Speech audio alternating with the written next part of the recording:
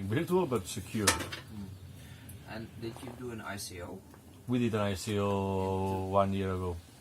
Because it sounds very worldwide, no? Yeah, Bitnation is super famous. I mean, we have like 60 ambassadors all over the world. Like Bitnation meetups are going all So everywhere in the world except in China. Oh no, we have an ambassador in China. Remember? Remember talking to him like, man, like, are you sure that you want to be ambassador in China? Yeah? Do you fully understand what it's Bitnation about? Yeah. But he was a programmer. Okay, so you did an ICO. You're developing this app. Yeah, we have a token that it's called XPAT. That it's an utility token. That is the one that we use to pay to our developers. XPAT. XPAT, yeah. XPAT. Are you on exchanges? Yeah, in decentralized exchanges like Banco. Can you spell that? XPAT. XPAT. It's like expatriate.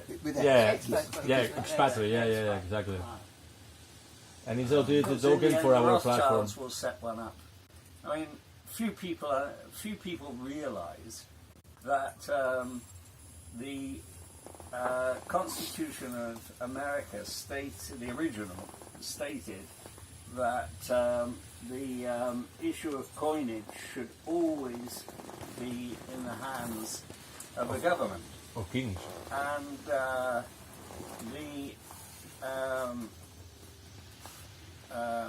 Price Waterhouse and Morgan, who are the front men of the Rothschilds family in Wall Street, used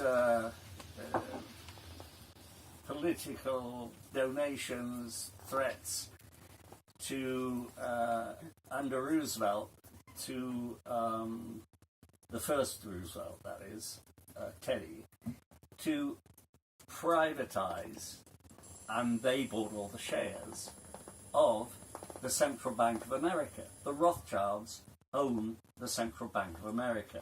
They print the dollars, and then they sell them to the United States government. Yeah, that's completely crazy. Interest. How did they allow that to happen? I mean, it's crazy. The Federal Reserve, it's something that you know who we're dealing with. You know who the Rothschilds are. Yeah. Of course I know. You go any deeper, No. you get arrested for anti-Semitism. They've closed all the loopholes. They can do what they bloody well like. If you criticise them, you get arrested. Yeah, and they say that if Rothschild, there is a phrase, one of the Rothschild that say, if you let me be the one that prints the money, I don't care who is in the government. Like, I control the country. The person who prints the money controls the government. I couldn't believe it. I saw the addendum on TV when I got to England. I've just seen the first part of the Zeitgeist. I went to see my father down in the south of England. I showed him it. We sat and watched it. He said, I understand all that. That's probably very true, because I suspected that. I got to my mother's house in the north of England, and I put the TV on, and there's the addendum. There's the second part of the Zeitgeist. This is before. That's on the TV, but it's on like at 2 o'clock in the morning or something on Sky Channel, let's say 753 or something. I'm only afraid that... How did they even put it on the TV? These systems and these documentaries and the whole systems of disruption, what will happen, in my opinion, is that millions of people in the world, tens of millions, are really... they have the security in the system. They still trust... Yes. Old patriarchal system that are 2,000 years in place, and they're falling apart right now. But a lot of people, they are not so empowered. They trust those systems. They either they are populists, and what happens is that when these systems will collapse, it's like a personal crisis. If you cannot hold on to your belief system and it's crumbling down, you're going to look in the past. You're going to try to look backwards.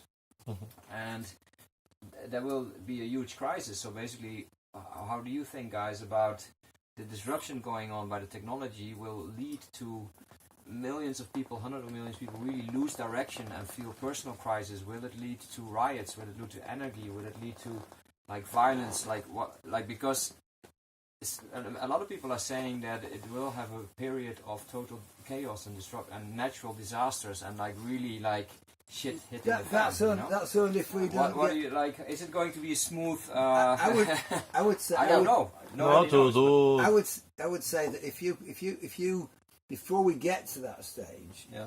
If we've already advertised the fact that there's an alternative, it's been proven to work. People have got something to hope for, something to hold on to. There's a life raft over there with a light on it. And, if you just put people in the dark and say, that's fucked, they're all going to go and run into the next shop and loot it. You know what I mean? Because they're going to think, well, I might as well get there before the next guy and steal all the chocolate bars and hide them under my bed because when there's none left.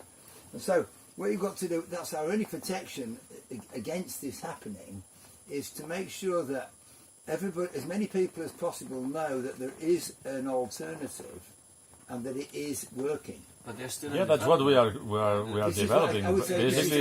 Basically, we are creating a protection. Me personally here, it's all right. A B plan. It's all right. Me saying in 2 years' time, the Casita Verde, we can survive completely by ourselves. We'll have biogas, we'll have electric cars, we'll have all our food growing in the garden. We've got enough energy. We've got everything going. We've got water coming out the air.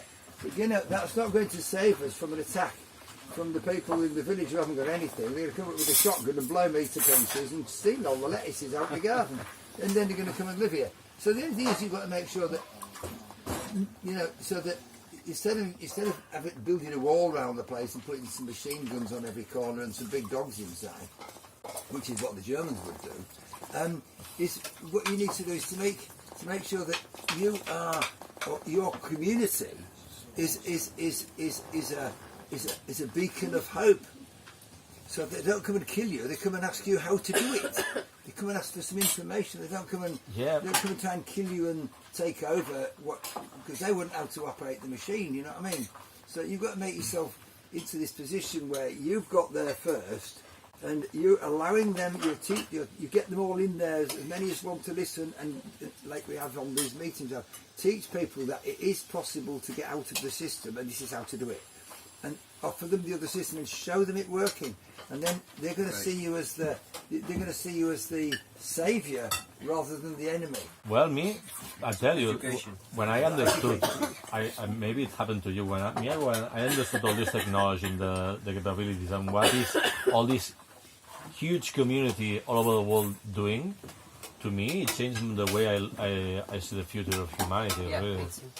Like I got a lot of hope. Like we have a chance. Before I used to be like very pessimistic, like wow, those motherfuckers are going to be in control always, but now that I understood this technology, I think that we can create a new world. I think we're obliged to. I don't think we have a choice. I think we have to create a new world, and the new world is being created. And have you heard of these people? There's a group of people from Istanbul called Children First World. That's okay. They're coming to live in Ibiza. They're very clever people, extremely clever people.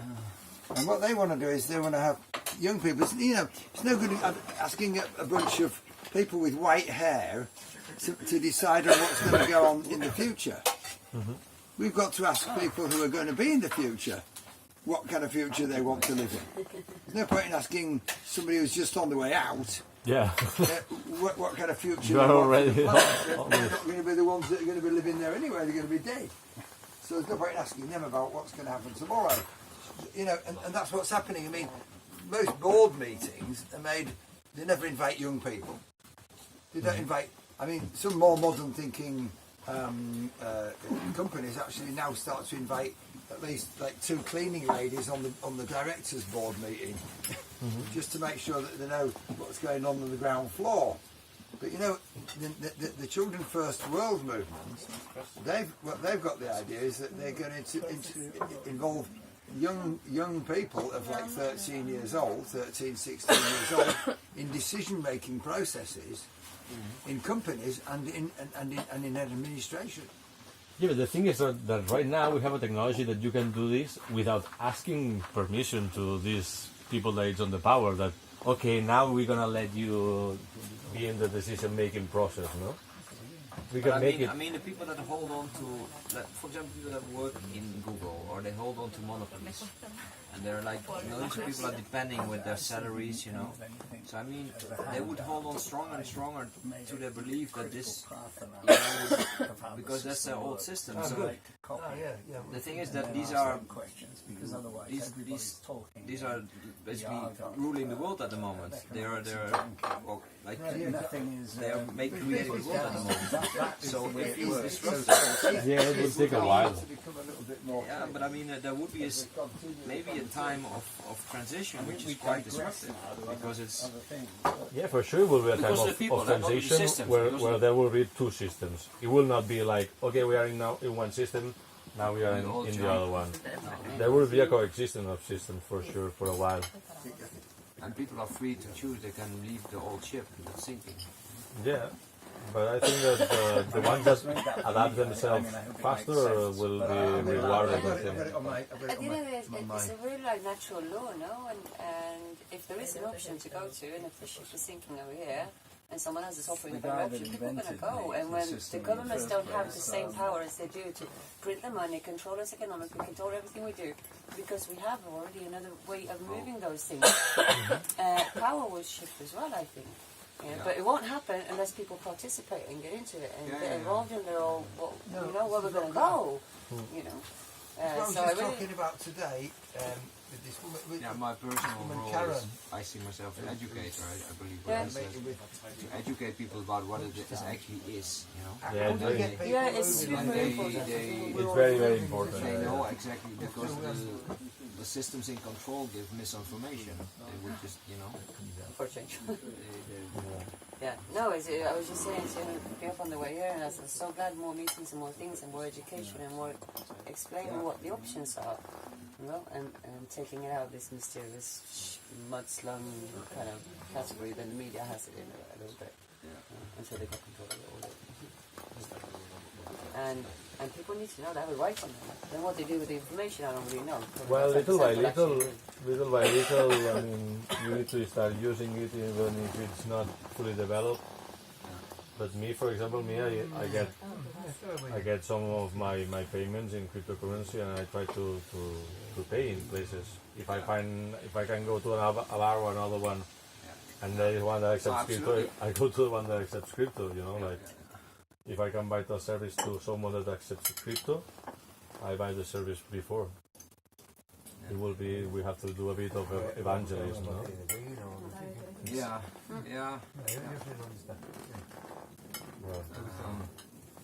Yes, and also people will find out themselves in a way, because one of the things that popped up was the founder of this, the first one. Of course, the point we are now is that there's not a lot of real life utility, you know.